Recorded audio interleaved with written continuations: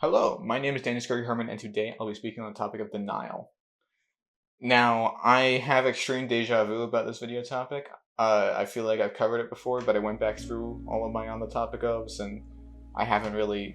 I don't think I've seen. I've done this, so I'm just gonna do it again. If I've said it in like partway through one video before, hopefully I provide more thoughtful information this time.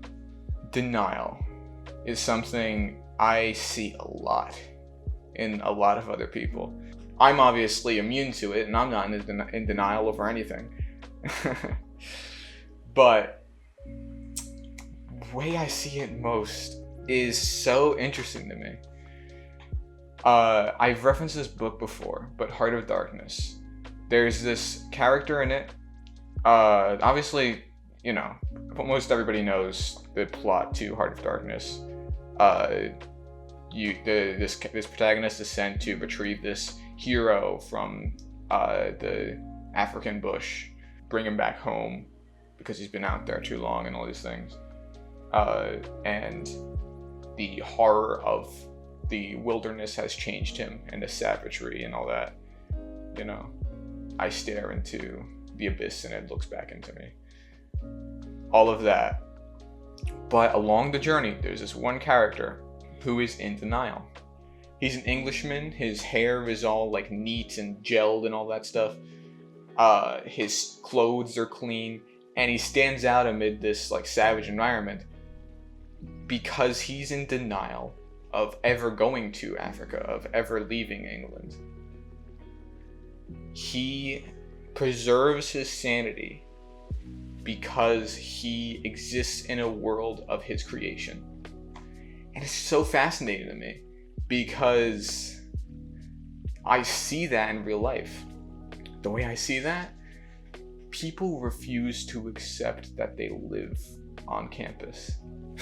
It sounds like such a downgrade from Africa to campus, but also there's a lot of racist implications of Heart of Darkness. I'm not getting into that. That's not the part I'm thinking about. I'm talking about the psychological part.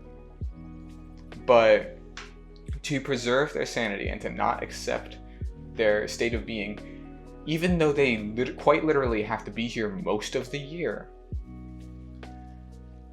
they refuse to accept that they live here. They say, oh, I'm staying on campus, but I really live in such and such town, 530 miles away. I really live there. Even though you don't live there, you live here. I don't understand why people do this, and it really does stretch very far. Some people refuse to change the time zones on their computers.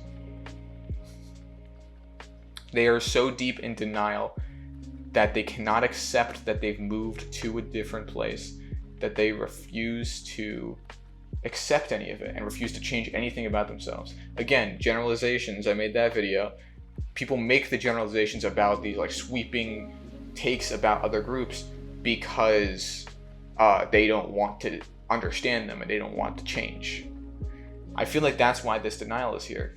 Is because they're so terrified of being alone for once in their life that they do not wish to accept that their reality is fundamentally changed. And that's so horrifying to them that they can't accept it.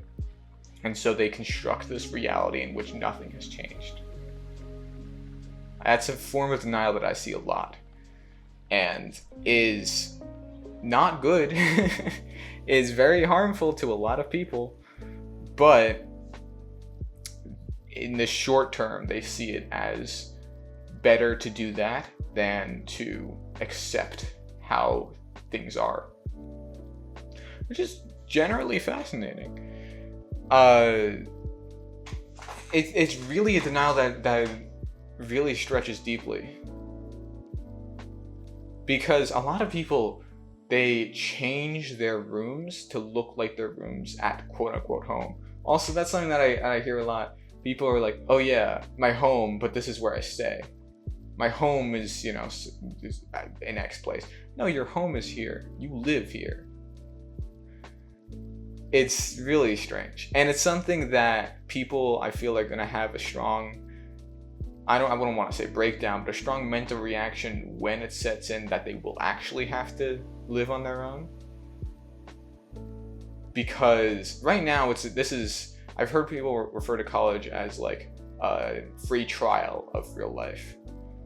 And for this reason, I agree with it. Usually I don't, but for this specific reason, I do.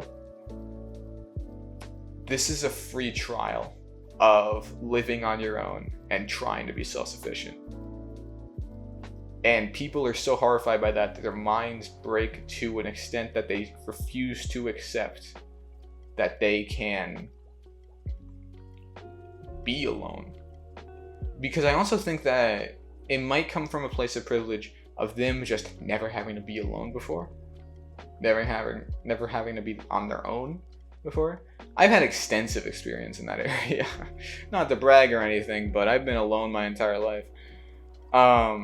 Not literally, but also kind of literally. And it's so interesting. Because I know that my mind is messed up.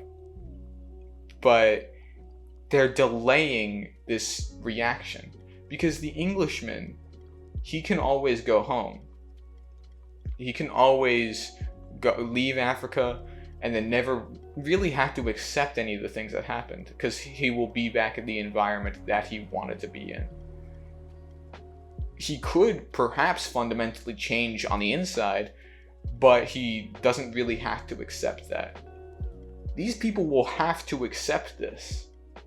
Things will never be the same again. You will never be a kid again.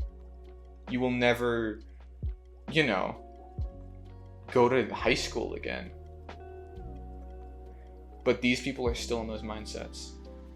Which is also where a lot of like the social scene comes from in college, I feel.